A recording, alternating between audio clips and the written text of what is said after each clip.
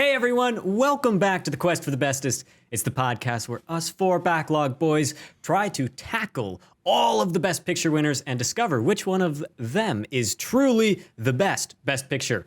My name is Timo, and I'm of course joined by Tucker, Tanner, and Abram. And today, for the start of Season 3 of Quest for the Bestest, it's episode 60, we are going to talk about the film Patton from 1970. Unfortunately, not a nice coincidental number date lineup there, but what can you do? This film, directed by Franklin J. Schaffner, starring George C. Scott in the titular role.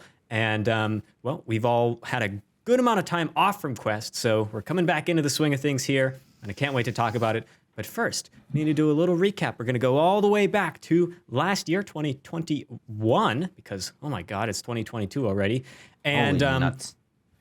Yeah, well, last year, we talked about American Beauty. It ended up at place number 11 with a score of 9.0 overall, pretty high marks across the board. I remember Tanner particularly liking that movie, and very good discussion, a lot of fun. And if you missed that episode, it's been out for a while, but if you missed it, I recommend going and checking it out. All right, Tucker, I think you've got some featured comments, right? Or maybe just one? I do. We got a number of comments, believe it or not, in the month that we've taken off of this show. But of course, John Doerr 11 is our number one commenter, and he was certainly our number one commenter over the break because he played a Quest catch-up. It was very nice to see comments on a bunch of old Quest episodes that he was currently watching through, but the comment that he left on the American Beauty episode is what we're going to be focusing on today, where he says, loved your discussion. Excuse me, let me restart that. Loved your discussion, guys. As always, back in the day, me and my girlfriend couldn't agree on what movie to see. For some reason, she thought that American Beauty would be a more romantic film, and I didn't correct her. Let's just say she was very disappointed. The Matrix and The Sixth Sense might be the most well-known movies from this year, but it is American Beauty that is the gem. It's funny, disturbing, horrifying, and thought-provoking. I agree with Tanner. Now, that's a dangerous thing to say, but this one is one of the bestest. 9.3 out of 10 from the critic himself, John Doerr 11. Very close score to ourselves, so it appears great minds thought alike for the film American Beauty.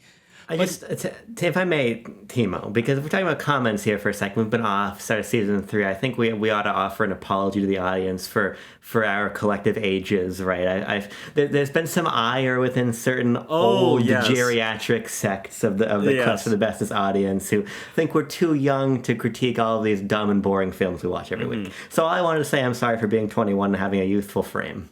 I would like to personally apologize for not making the active decision to be 45 years old. I'm very sorry for that.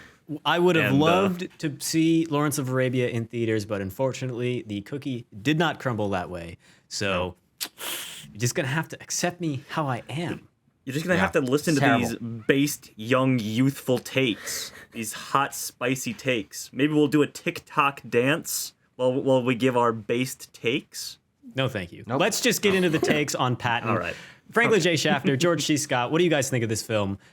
Just right off the bat, your initial observations, maybe thoughts that came to you after you finished the whole thing.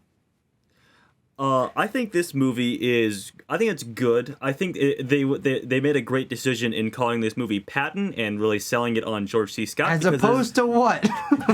War movie number 317, because outside of his performance, that's really what this is for me. I think that George C. Scott really elevates this film beyond the rest of the sum of its parts, and he elevates it to a level that I appreciate. I don't know if a lot of this will stick with me outside of his performance, but I feel like that will be what we talk about the most in this, is that George C. Scott Oscar-winning performance.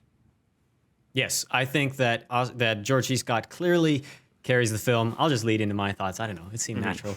And all in all, I liked the film. I found it interesting despite its almost 3-hour runtime. It's fairly long, but it has an intermission. And so, I was in it for the whole time. And while I felt that like the parts that were most focused on Patton as a character were the most interesting, some of the other elements of the film entertained me as well. Although it didn't provoke a huge amount of like deeper level thought within me after the film was done. So I think there's some pluses and some minuses that I want to get into after I hear from the two fellas on the opposite side of me, Tucker and Abram. The prevailing thought while I was watching Patton is this straight on the wall because I was hanging it while watching because this movie is boring. Here's the thing about Patton. I was familiar with the film. I hadn't seen it before, but we had talked about it as being at sort of the precipice of Vietnam cinema, movie released in the 70s. And so Not a Vietnam War film, though. No, but during that era, of course, is when the film released. And I think that from sort of like a macro level, I don't really know what I was supposed to feel about Patton by the time the movie ended. I think it not only does it feel incredibly muddled, I think it feels very dull on an emotional level. I think this film wants you to feel a lot more than you do. The only scene that I felt really emotionally engaged by is the scene that ended up becoming, which I didn't know, the crux of Patton's involvement in the rest of World War II, being when he slaps the shit out of that soldier in the med good scene. in the med tank. Med tank. This isn't Book of Boba Fett. Tent. Med tent. But outside of that, it just felt perfunctory. It felt like here's the battle sequence, here's the soldier lying dead, here is the chatter in the war room. I ultimately feel like the scene that opens the film of Patton in front of the American flag communicates everything the movie wants to say before it's even begun. Sure. I found it to be not a particularly sharp movie. Yeah, so this is a really interesting one for me because I watched this film on this I'm talking about previous experience because it's my second time watching it for Quest. I watched this film a few years ago over Discord with a couple of friends. I watched it on my laptop while I was sort of doing other things in the background, and I came out of that first viewing 9 out of 10. Oh my God, this is amazing. I went into this with Tanner by my side, and I'm like, Tanner, this is gonna be great. We're gonna love this. This is gonna be grand all the time. And for that opening segment, huge speech, crass dialogue, giant American flag in the background, great crisp close-ups of like George C. Scott's eyebrows and stuff. I'm like, I'm in. Great. You get some really impressive battle sequences, of course, throughout. You get some interesting development of Patton as a character. But then you have to watch this movie for almost 3 fucking hours. And I think when I think of what a long film does that turns me away is not justifying its runtime by feeling empty in a lot of regards. And I think that's what this film does. I think this is a good film. I think it has a lot of elements that make me realize, okay, I know why people were impressed by this. But to the eye of someone who is watching all the Best Picture winners, who's seen a lot of long movies, who's seen a lot of war films, there's not a ton that this film offers outside of George C. Scott's performance as Patton, which is categorically incredible. I think he's one of the most compelling just actor-character combinations that I've seen, and he carries every scene he's in because he's the only pillar this film has to stand on, in my opinion, except for some impressive set design and scope and scale and those sort of things. But I think the thing that draws away from this film the most and why I feel like it doesn't justify its runtime is because, oh man, this is the weakest cast of supporting characters I've ever experienced. I mean, you get a great core character and like 1.5 supporting characters to bounce off of, neither of whom are particularly well developed or are just okay acted and don't get a ton of screen time. I think that's this film's biggest flaw, and it really soured my impressions going out. Although on the whole, I do think this is still a good film.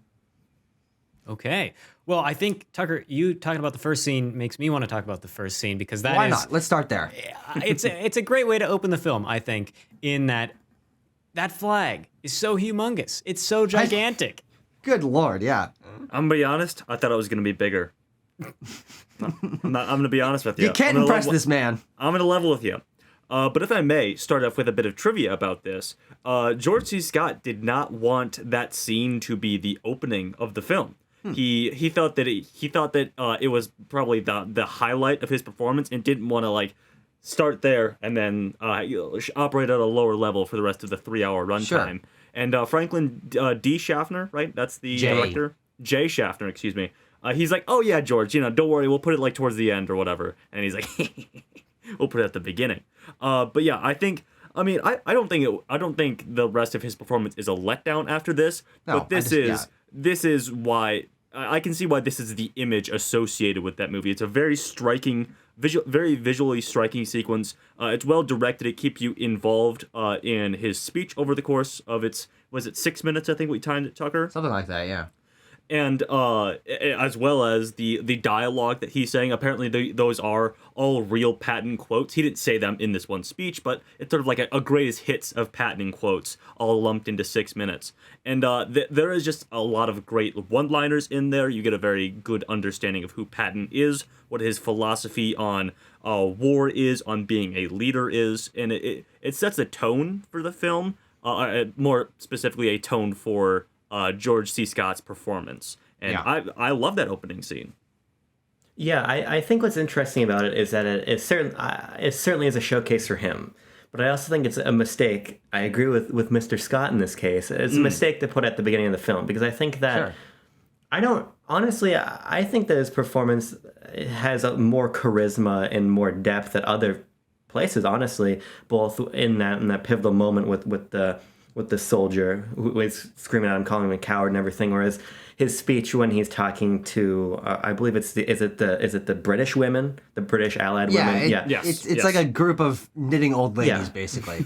All of that stuff is really great. I think he's consistently phenomenal, but this opening scene ends up being basically the thematic statement for the entire film. Sure. The sort of like American exceptionalism, like gamified element of war in which we're adorned with medals. We've got the flag in the background. We're going to go. We don't win the war by dying for our country. We win the war by making other sad boys die for theirs, right? I think it very... You softened that a little bit, but the idea still carries. It cleaned up Patton's language a little bit, which I can appreciate. We don't It's want hard to be to do. We don't want to be crass in this show. We're very No, buttoned up. absolutely not. We're very I'm buttoned very up glad here you on used Quest that for the word Bestest. because hold on. All right, I'm buttoned up now. we go. Crass was exactly the word that I used. Yeah. And I thought I was gigabrain coming up with that as we're watching this. I'm like, crass? That's a great word to describe his dialogue, which I do think is one of the great aspects of his Yeah. performance is the writing of that just ridiculously lewd and unnecessarily derogatory dialogue that he's just constantly spouting. And it's off the bat, like the first words that you hear, the first thing you see is just him yelling a bunch of crap. And you're right about it setting the tone and that image being very iconic and one of the only, I think, like sort of definitive moments of this film. There are a couple others sprinkled throughout, but there's a reason that this sticks out, and it is unfortunate that that's the highlight of the film because it is the first 6 minutes. And it's also disconnected from the rest of the film, which I think is interesting and why it could be placed anywhere. But I do think that Franklin J. Schaffner was right. I think it really only feels right starting at the beginning because it's not like this is an in-universe him giving a speech to people. This doesn't flow to the next scene. It is just sort of an externalized, idealized version of Patton in front of literally a symbolic image. Like this is filmmaking and externalized from storytelling, but I do think it works very well. Yeah, I mean, I enjoyed it, and I thought that you were talking about the crassness and the lines from Patton, and for me, that was some of the most enjoyable moments of the film as a whole. Was when we were getting to see, or hear rather, the one-liners. I was in this film for the Patton one-liners because I thought they were just funny. I thought they were just really funny, which is a little weird given like the context of the film. But I never felt like the film was confused in its presentation. He would say something totally off the cuff and totally ridiculous, and I would just be like, I have to laugh. That's just funny. Yeah, I mean, I do think this film does very well, and especially at the beginning, as we're just getting used to Patton, is seeing other people react to him, and that being funny in itself. He's such a ridiculous guy.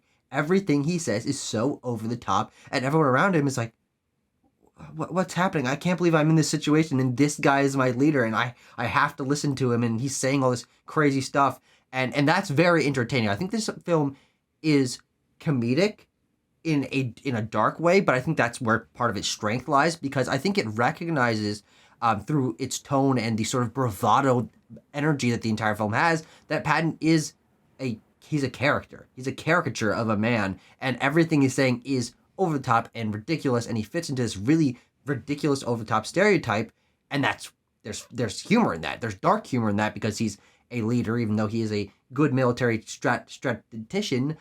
He's still maybe a little bit too crazy, and that's definitely funny. Yeah, I think it's funny, but I just don't necessarily know, because the film is pretty clearly anti-Patton, believe it or not. But I think what's weird about it is that it paints him in this sort of pseudo-sympathetic light that I think is supposed to sort of reflect a nuance in his character, but ultimately just makes me feel like we didn't do a whole hell of a lot more than just tell a bit of a biopic here.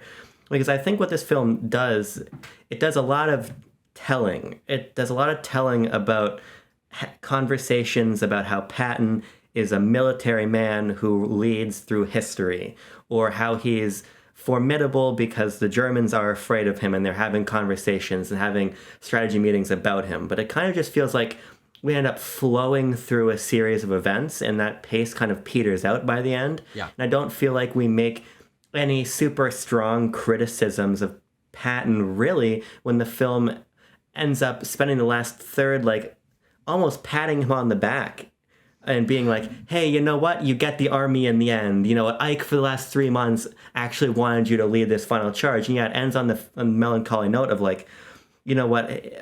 He lived his life for the glory, but he still tries to tie it into some sort of like love for his men in the end. Mm-hmm. And because of that, it just felt like, okay, here's a Patton biopic. We're kind of rolling through it. He does things because he studied the Babylonians and the Athenians and everything, the Byzantines and all this, but we just hear it. It's a lot of being told things about Patton as events kind of progress towards the end of World War II. It just didn't feel very impactful to me.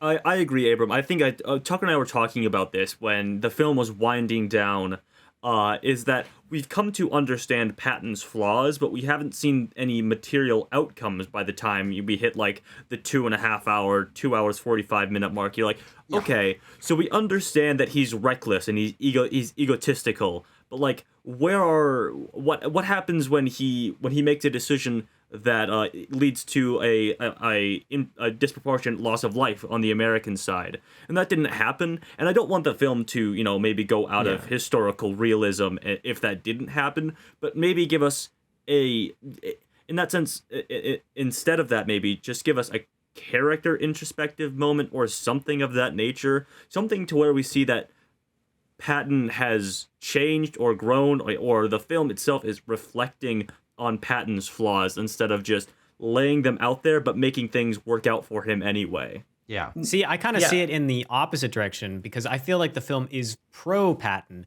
It is trying to show him as this, like, the man who won World War II, not necessarily like that level, but very, very important American general who does whatever, despite his craziness, his like actual lunacy, which I want to talk about. Despite all that, he is still like this great man of history. And so the way that I see it, it's much more pro to him, but it still doesn't feel like you were saying, like any of those negative aspects of his personality and of his character like really matter. Like he slaps the dude, he gets a slap on a wrist.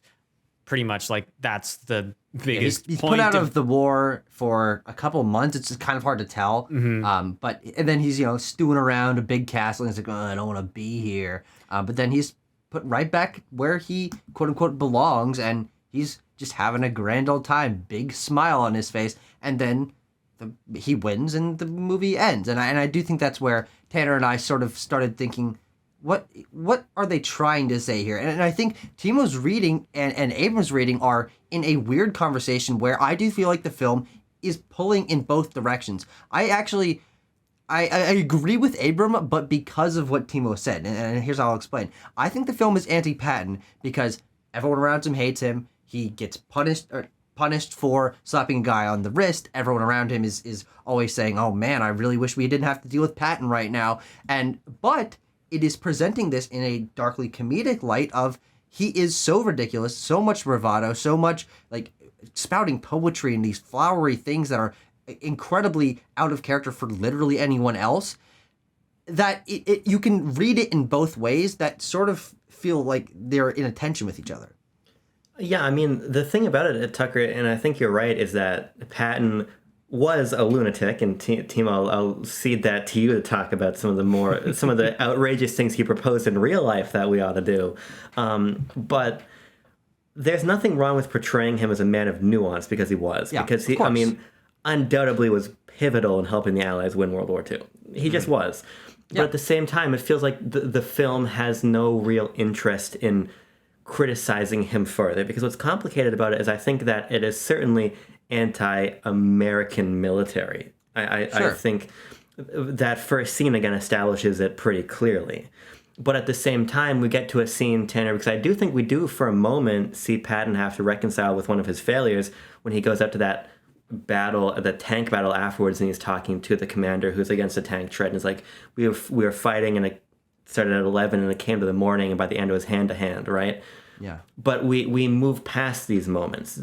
We linger on a shot of a dead body, but we move away right before we have to really feel it. That's kind of where I felt a sort of emotional disconnect, and I feel like a lot of powerful, both anti and pro-war sentiment comes from that evocative, emotional resonance, right? And I just don't think that happened here, and I think that probably would have helped me move further in one direction or the other in terms of it being staunchly anti-Patton, American military or pro, right? Because again, the Vietnam context of the film's production, not its narrative, but its production, is important there, but it just ends up feeling like, again, Tucker, I think you're right that it exists in sort of this middle ground where you pull from both. It just feels like a biopic that doesn't go much deeper. I just wish that it chosen one or the other. I mean, it's the confusion that is making this interesting to talk about, but leaves the film feeling a little bit unfocused and meandering, because you can swing from a 30-minute segment before/after the intermission, which comes at a strange time in the film, but where he's sulking around and everyone's kind of like, man, wish Patton wasn't here, but then that's surrounded by him being glorified, and it's a little bit confusing. But if it had steered towards one or the other, I would have felt a lot more confident in the film's message, because that's what's muddled, and that's what makes it a little bit confusing. Abram, you said about you wished Patton's character was a little bit deeper, which I'm getting to my lunacy bit. It ties pretty much directly in the idea of we are told by Patton and by others at times of like how kind of like really crazy he is. He has these delusions that he is a reincarnated warrior throughout history, where he, like was around in like all the pivotal battles on Earth, and like has like learned from them and is now gonna be this like kind of ubermensch warrior type.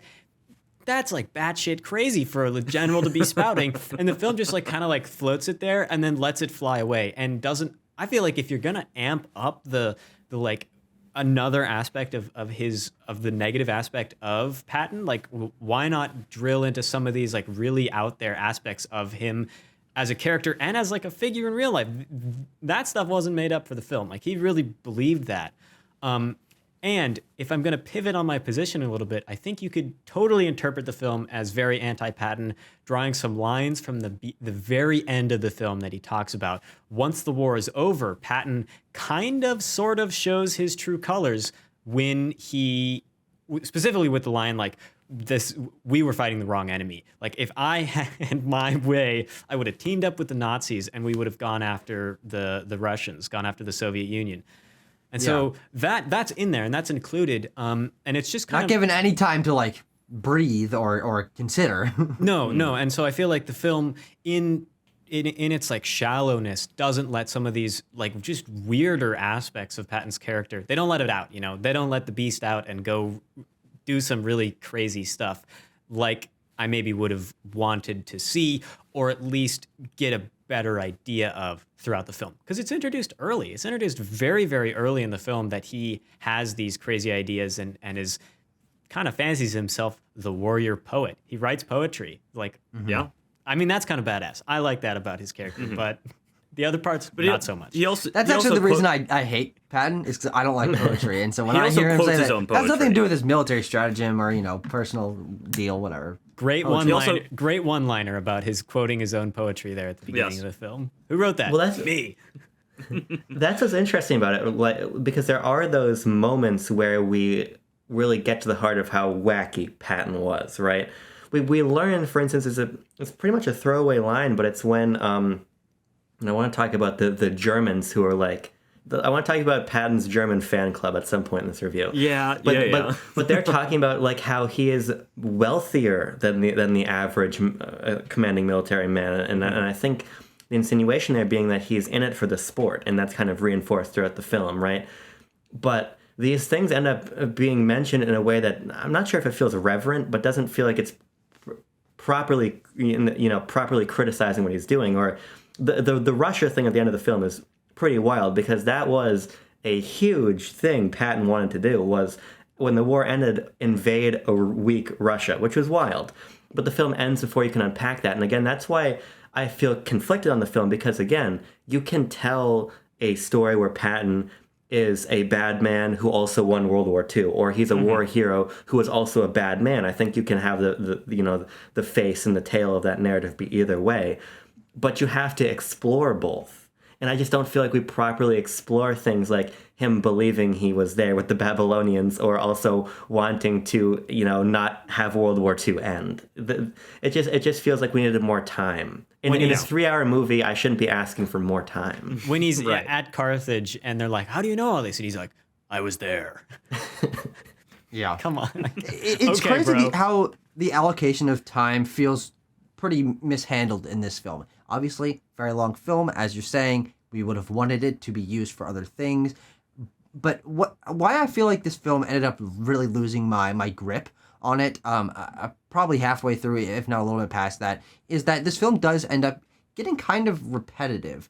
It boils down to, once you sort of get a handle on what's happening, to, okay, Patton lead a charge where other people are dying and he's off in a bunker. Okay, the battle finishes. He storms into the area where they just won and everyone cheers for him. He sits back and drinks in the glory for a little bit, off to the races again. And we sort of go through a cycle of that 3 or 4 or 5 or 6 times. Like I kind of lose count, because it does end up feeling really repetitive and cyclical, in a way that is obviously true. The movement of war and the pattern of his life certainly reflects that, but these moments don't feel particularly stand out. Not that the movie is not well produced. I want to get to, this film does have incredibly strong production design and scale and scope and sets and costumes and all of that, but they do end up feeling pretty samey. And the only moments where you can tell something different is happening is when you're pulled away from that into a different sequence of him slapping the guy and then having to deal with that, or the Italian city cheering for him, or him having to plan to take a different path or whatever. These are the few different sequences that end up being the most memorable. And while you're in the giant bombastic tanks and guys and explosions and all sorts of sequences, it feels like, yeah, I've seen this before, not only in other films but within this movie. Yeah, I want to talk about the battles a little bit too. If you guys, Abram and Tanner, don't have anything else to add about what we were just talking about. I did want to do a quick rundown on my favorite Patton lines, but we can do that at the end. Yeah, That sounds like a good ender. Yeah. I will say, actually, directly to Tucker's point, is I feel like there's weird editing in this film. First of all, I think there's several very jarring cuts that kind of took me out of the film. But I think, on the whole, there's an issue where I don't think the editing properly conveys, like, geography. Because, Tucker, I totally feel what you're talking about, of we're just moving and moving and moving. But we're not emphasizing the fact that Patton moved his men 100 miles to reinforce a different, They say a lot of, hey, we just crossed 100 miles. Yeah, which we should demonstrate a little bit better. And I think it's because we'll like cut to a shot of Patton sitting in his Jeep or standing on a tank, and then we'll cut to like a soldier, and then we'll cut to the treads, and then we'll cut and we're in the battle, right? I just feel like we needed to slow some of this stuff down to more convey this because there is scale to the film, as we'll talk about in the battles, Timo, but I feel like there's not a scale in terms of how we get between them. I wanted an Indiana Jones map, a little Patton head doing a little dance on his way across Europe. I mean, maybe that would have helped. I think, Abram, that the idea of allowing us to feel how long some of these treks are, like it not seeing that takes away from the like us knowing what Patton is asking his men to do, because there's a couple lines throughout the film where he's like, I believe in my men, and therefore we're gonna march 100 miles, save these guys, and we're gonna do none of it with any rest. And it's like, because my men are excellent. But we only sort of see like any repercussion from that. Maybe because that didn't, like, there was none in real life. But I feel like those elements of scale in the film are left without a huge amount of weight. Yeah, it's actually interesting, and we'll get to the battles in 1 second.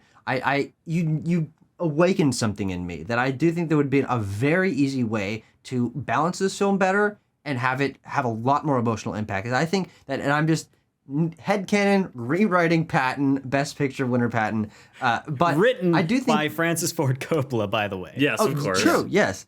I think that there should have been a character with prominent screen time that was one of his soldiers that was impacted by the crazy decisions that he was making. I think that we don't see anything from his men.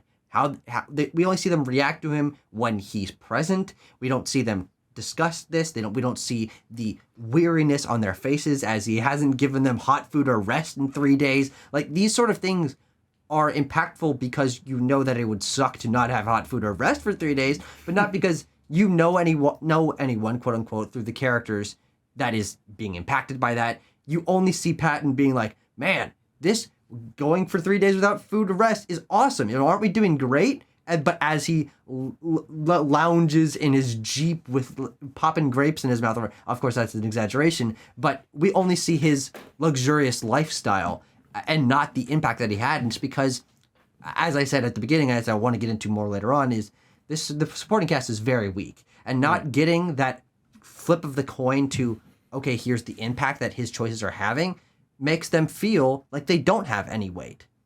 Yeah. I think about the battles, my whole... Francis Ford Coppola, hire me. He just does wine now, Tucker. You don't want to be involved with that. That's a great point. Although, yeah. Wine's not so bad. About the battles, I think the idea of the film is so focused on Patton that we're never really given a lot of time with other characters at all, and that plays out in an interesting way in the battles, making they have this huge production value. There's, I don't know, huge amounts of guys running around. There are real tanks moving around. There are real explosions. A lot of tanks moving around. And yet, because we don't have any connection, like you were suggesting, the battles, I think feel a little empty because Patton just watches them from afar. He's got his binoculars. Yeah. And for the most part, the shots are far back as well. They're very far, which helps to show like the sheer magnitude of this like constructed film reality. But it doesn't like bring me in and like force me to be invested in what's happening in these battles and be like, oh, that tank just blew up. Oh, yes, let's go America. I'm just like, oh, that tank blew up. Cool. I like explosions. That's like why I'm being brought into the battles instead of like there's no like story and character like drive in them. Mm-hmm. Yeah. Another point about the battles that I was constantly distracted by, despite there being a lot of tanks, they're not super accurate tanks. Oh, interesting. I was like, oh, if there's one thing this movie's gotta do, it's gotta get all this stuff accurate. We're only a few decades removed from World War II. I'm sure they got some of this stuff lying around. But it's interesting to hear that they didn't even get all of the equipment historically accurate. The American tanks were quite. Oh, okay. We're close. They're what you weren't seeing like you're really common. I'm gonna reveal all of my military history knowledge at this point. Mm-hmm. Your Sherman tanks and that kind of stuff. It's because I played a stupid video game like 4 years ago that was a World War II tank game. Sherms in Super Mario Odyssey. But because the Germans like the victors of World War II kind of destroyed all of the like German armaments. There wasn't really any like German tanks, so they were like painted. I'm not exactly sure, but they were not Axis vehicles, and I could tell because I know these things, but I'm sure that's like not consequential at all for the vast majority of viewers. No, absolutely not. But yeah, I felt the same thing that Tucker did, and I think all of you guys did with those battle scenes, is that, wow, production design, very impressive. There's shots of shit blowing. I'm just going to keep going off on pyrotechnics is very impressive. Yeah, with the like real live pyrotechnics. planes flying over while there's pyrotechnics going on the ground. Whoa, cool. But I feel like we've brought this up in the past, is that there is a cap to how impressive that is when we're dealing with a movie of this stature, this budget. They had a $12 million budget at the time, which I did some quick calculating, is about $86 million in today's dollars. So there is a cap to my me being impressed by that, as well as like how much of this sort of repetitive seeing tanks blowing up, seeing planes dropping bombs and then crashing or whatever, how much of that I can stomach for 3 hours without any human connection to the people who the brave men who are perishing, the brave American troops who are perishing in these battles, and just seeing Patton sit far away with his binoculars, and when they do well, he go, yeah, and then when they do bad, he goes, oh, they're bad soldiers. Well, it's actually interesting. Most of his commentary is not on how the battle is going, but on how he wants to defeat the German guy that is the Rommel. leader. Like, there is... Rommel, yes, exactly. There's a disconnect even from his opinions on the battles, because he's so highfalutin in his own mind that he's like, this is not my men on the battlefield. This is me, as Patton, waging war against this other guy, and we're fighting, and I'm very impressed by his stratagem, but I'm gonna do better. And like these are sort of 1v1 battles using thousands of people, and that's really strange. I read your book, he says. Yeah, well, that's the thing. I actually think that's a good line, because I think the thing is, this is intentional. But I think the problem is it's not executed very well. Sure. Because the intent of these sequences, and why I think another reason why the film feels more anti-Patton than pro, is because he's either concerned about Rommel being on the battlefield so he can beat Rommel, opposed to the second stringer who came in his place because Rommel had a toothache or whatever he says, or either beating Rommel or beating Montgomery, who is the British commander, to X location so he can get the glory. I think it is very intentional that these feel inhuman in the sense of fat man with binoculars and a dumb hat is watching these things unfold, and I think that's the intention. Sort of, we're gonna cut to the guys in wait under camouflage with the artillery in position, waiting for the Germans to approach, and then we're gonna cut to Patton, and Patton's gonna be talking about, ooh, we're gonna get him, we're gonna get the 10th Panzer or whatever, right? But I think the problem with that is, in a film that doesn't go far enough to criticize the fact that Patton is doing this, it ends up feeling boring. I don't, right?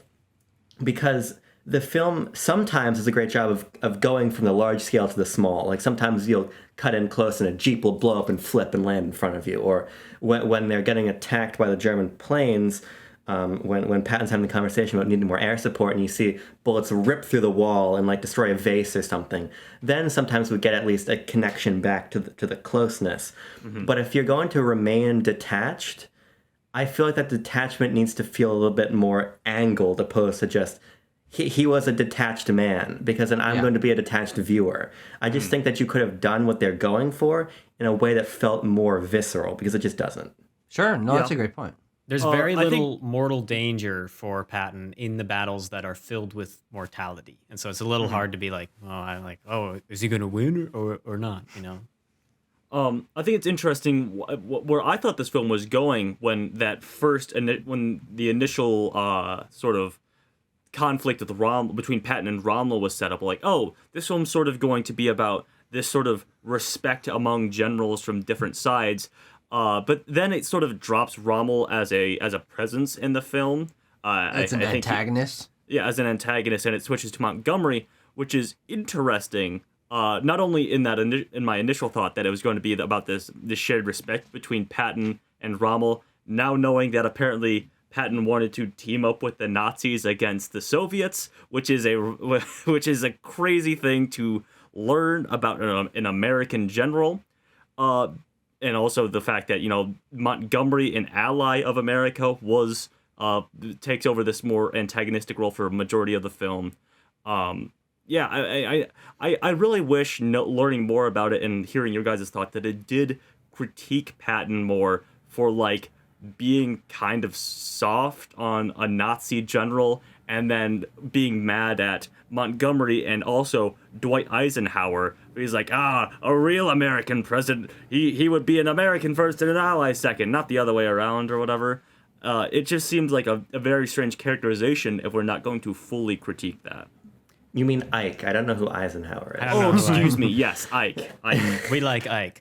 The thing about Rommel, at least in my mind, is coming from that during the war, while Rommel was like running across northern Africa and like capturing everything because he was using his tanks and no one knew what to do about it because no one read his book yet. He was just sort of. He was just sort No of one like. no one had been reincarnated from dozens and dozens of soldiers and warriors in the past. Also, so That too. But Rommel himself had become like an anti-folk hero. Like in the American public, the newspapers kind of like made him this like, ooh, he's the desert fox. He's kind of cool because he's so good at battle. Even though he was on the enemy side, and everyone like really like that's weird. Like knew that was the case. And it wasn't until he like totally was defeated that then that kind of that whole idea like switched sides and went away largely. He does show up later in the film, but it's just like a line. He delivers what I think is probably maybe the film's closing mission statement, which is that Patton will be destroyed by the lack of war, and this is of course backed up by the fact that Patton wanted to go on and invade the Soviet Union. He's like, I want to keep fighting in this front, or please, dear God, let me go fight the Japanese. But yeah, he just sort of walks off into the sunset. It's just, I think what I'm starting to come around to is like, I like that. I think I like that it switches from Rommel to Montgomery being the antagonist because it sort of drives home the point that he is here for the glory. Going back to that beginning scene, we want more medals here. Patton puts his like presidential medals on before he actually gets them. Like, it makes sense. I think the problem is that Patton's life story is really boring if you tell it this way. Because, like, we get it. He doesn't care about the human cost on the battlefield because he wants the glory over Montgomery, or he respects Rommel. I think that's interesting and nuanced, but it's just not fun to watch if we're not going to, as Tucker was saying, have some kind of anchor that shows the effect of what he's doing, right? Yeah. Because it makes sense why the battles are zoomed out. It makes sense why we switch antagonists. It makes sense that he's defeated by the lack of a war. But like, I get it. You know, I think that the strength of film in this case would have been to make the detached become the visceral. If we were the soldier, if we were that soldier who Patton sends back out to the front line, if we even just saw a scene of what happened to him next, right? I think you had to hinge an impersonal story on the personal for it to matter more, I think. Yeah. And just a quick thing, Abram, Patton doesn't pin those stars on himself. He has his two... you know what? That's a great point. These two nameless, faceless lackeys do it for him as he sits there smugly and talks to his fellow general or whatever. And I think that points to the fact that, and I know Tucker said he wanted to talk about this, the very, very weak supporting cast here. Yeah. I want to say it's George C. Scott outshining all of them, but I don't think it is. I think it is just a lack of time and effort given to these other people who we're supposed to care about to some extent. I think the weakest one of all is his second like assistant guy, because the first one dies, and it would have been good if he was our personal in, because he was the kind of one who could be on Patton's level and was always there next to Patton. He talked with him about how he was at the battle at Carthage or whatever. But his second assistant is really just a plank of wood that they give lines to. Just no intonation in his line readings at all. And, maybe we are supposed to get that out of, I forget the other characters' names. The guy, his old buddy that he's with. General that he meets Bradley? General Bradley, of course. Yeah, General Bradley, basically the only other defined character in this film. And I think he's the closest we get to an interesting foil for Patton in terms of personality. He is definitely second most involved in terms of screen time, and I actually do think that he's a pretty good character in this. I just wish that he was around more. I actually really like when he's begrudgingly taking Patton's shit for the first half of the movie and then turns around at the end and is like, no man, I would have released you if I was your superior in this situation. And it's interesting to see him make that arc. And I think the guy who portrayed him, Carl Malden, did a great job. But he's only in like 25 minutes of a 3-hour movie. And of course, that's probably an exaggeration. But he is not in it enough to feel like a particularly constant presence. And the British, the British leader, what's his name? You just said it a couple times, but I forgot. Montgomery, yeah. He's sort of next down on the tier of defined characters, but he kind of exists as this other, the British guy that Patton is going to fight. But if we had gotten more screen time for him and got a better idea of why Patton dislikes him other than he's just his rival, or got more development of him leading his own troops and the differentiation between two different leadership styles, that would have put Patton's ridiculousness more into concert with more human characters. Because the fact is that those, as I said, are pretty obviously the only two somewhat defined characters in this film. And that just makes it seem like, okay, this is obviously a Patton vehicle, a Patton biopic, but he's kind of just on his own, even though he's always surrounded by other people who are not well defined. Yeah. I do have some more. I have some Patton trivia. I thought we said we wanted to run down some of our favorite Patton moments. Do we want to sort of wrap up with that stuff? Well, I'm curious. What all did this film win at the Academy Awards? Because we know it won Best Picture, and I think I know that it won at least one other award because it's important for one of them people's on the crew. Of course. But I don't know the full extent. Do you have it, Tanner? I do have it pulled up right here. Obviously, this film won Best Picture. It also won, as I said, George C. Scott won for Best Actor. Interestingly, if I can throw in some trivia here, he refused to be nominated or accept the award at the That ceremony. is a classic George C. Scott thing at the Oscars. He hated the Academy Awards. He apparently, for some reason, he didn't like the voting system and disliking the Academy's voting process, and called the Academy Awards a big, quote, meat parade. I don't know what that means, but it was a meat parade to George C. Scott. It also won Best Director. Franklin Schaffner also not present at the awards, although he did win Best Director.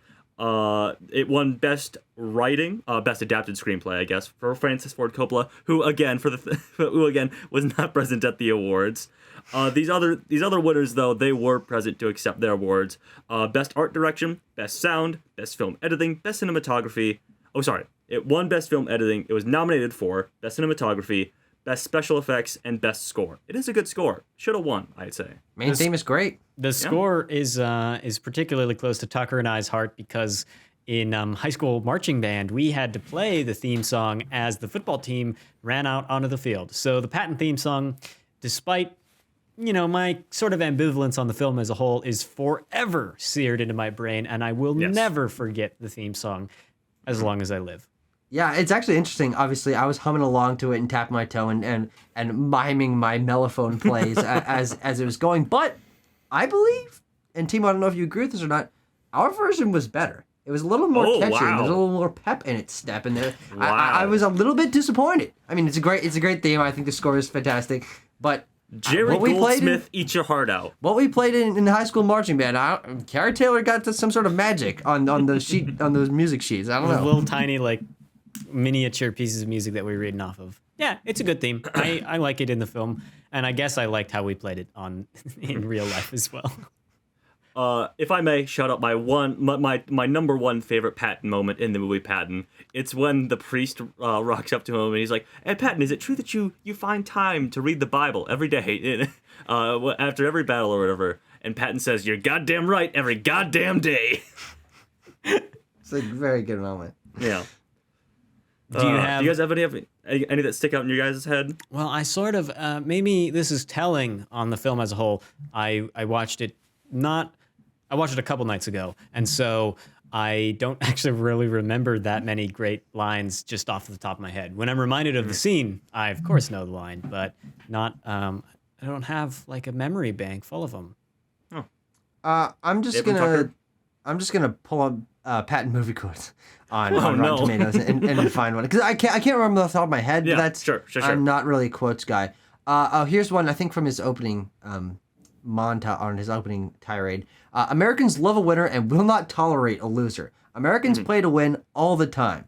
I wouldn't give a hoot in hell for a man who lost and laughed. That's why Americans have never lost and will never lose a war.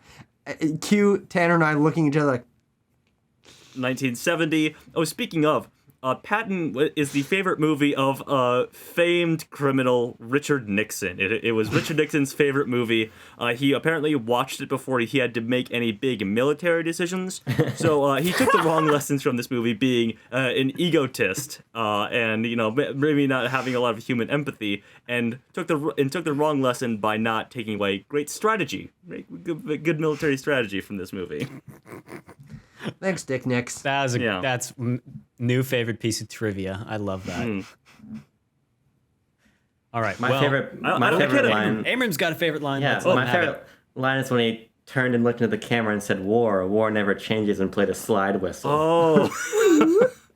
I can't imagine, going back to the Richard Nixon thing, I can't imagine it was very timely or efficient for Richard Nixon to get a piece of information and say, "Hang on," and he loads up the reel of Patton. He's got to switch it out in the middle or whatever. He's like, okay. I'm thinking about what we should do in Cambodia.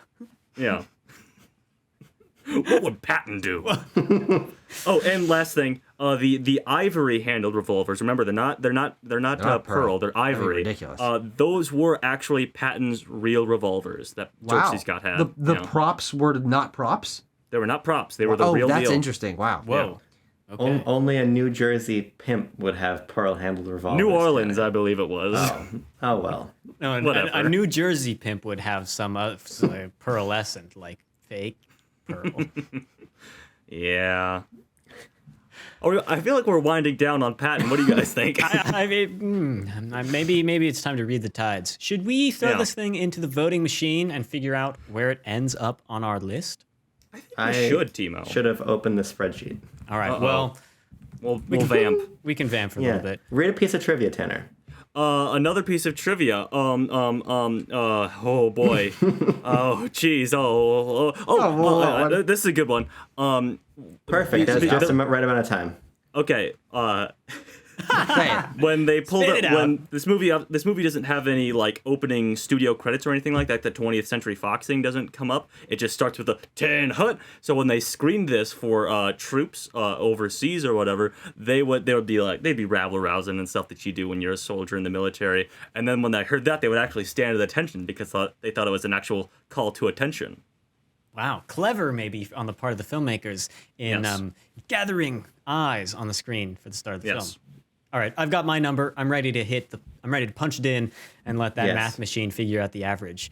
You guys have yours as well? I do. All right. 3, 2, 1. Okay. Oh, wow, look at this. A couple very close scores, kind of divided into two camps. The average score is 5.7. And the point breakdown, starting from the top, we've got two people with like minds. I wonder if you can guess who it is. Maybe it's the two people that live together. Tucker and Tanner both gave it a 6.7. And we always agree. That's their classic thing. That's a thing that we always do. Inseparable, the two of them. Abram gave it a 4.9, and I gave it a 4.5. Interesting. I kind of sounded like I was the hottest at the start of the review. But when we got to talking about it, I was like, what am I going to give this film? I was like, 4.5. So let's see where a 5.7 is going to go on the We got list. a hot tie. We do. I had a little bit of looking ahead. We do have a tie. All right. I know what the tie is. For Yes. the 48th place, this film, Patton, is maybe tied with Out of Africa. What do we say? Does this film go above or below Out of Africa? George C. Scott's performance is more memorable than the entirety of Out of Africa. I agree. I'm going to put the above Out of Africa. Me too. I don't even remember what happened in Out of Africa. They go out of Africa, I believe. Okay. Something like that. At certain points, but then, you're not going to believe this, they go back to Africa. Well, if you were hoping for a really intense battle there about the placement of Patton, I'm sorry to disappoint. It's going. Abram, what's your official take? I don't think you gave one. All I want on the record is that I do not remember what happened in Out of Africa. Gotcha. Okay. Okay, so we've got 3 votes for above and 1 abstention, making Patton go at the 48th place on our list of 60 films. So, there it goes. Now, I'm just super curious. What might we be watching next week? I think there's only one way to find that out. Oh my. Timo, do you have that wheel pulled up so I can I yeah, can sing he my does. little ditty? Oh, okay, hang on. It's been a long time. I gotta get the pipes warmed up. I did do a pipe warming. That doesn't sound good. I was singing the Encanto soundtrack. Tucker was watching Encanto, and I was singing along to it. But here we go. All right, The pipes are warm, baby. the pipes are warm. Lend me some pipe, Tanner. No, I will not. Wheel, what's your deal? Give us a movie that makes us squeal. Is it on digital? Is it on real? Wheel, what's your deal? And the number is 1. The number 1 movie Is it Shape of Water? on our list. Well, thanks, Abram. This is from 2017, Spoilers. directed by Guillermo del Toro, starring Sally Hawkins, Doug Jones, Michael Shannon, Richard Jenkins, Octavia Spencer, Michael Stuhlbarg. Shape of Water. There we go. Wow. Did you get Doug Jones in there? I He did. did. I did. Okay, good. So the last time I watched this movie, I don't think I paid attention for more than 4 minutes in a single span of time. So I'm glad to be able to revisit it and actually form an opinion on it because, Yeah. oh we man, all I did seen a this? poor job of watching it last time. I've seen it. Yeah, it's in Shape of Water. Okay. All right. Good. A rewatch for all of us. How about that? There we I go.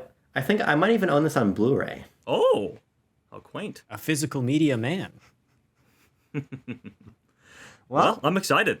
Me too. I've not seen this since probably 2017, early 2018. So Yeah, I definitely haven't seen it since it came out. And so I'm definitely looking forward to catching it again.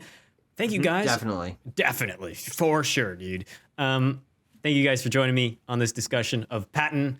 I was going to sing the theme song. I don't think that's... Yeah. I think we'd get copyright strike, despite the fact oh, that it'd be too close. I'm just too good, man. I was just really good in high school marching band. Interesting film. A lot to think about, maybe, with its nuance, lack thereof, depending on what you think. And if you have any strong opinions, of course, head over to the YouTube page, write up your comment down below. Try to be a little bit more original than these 4 young ones don't know anything We about challenge films. you not to include our age in your critique of us. It'll be tough.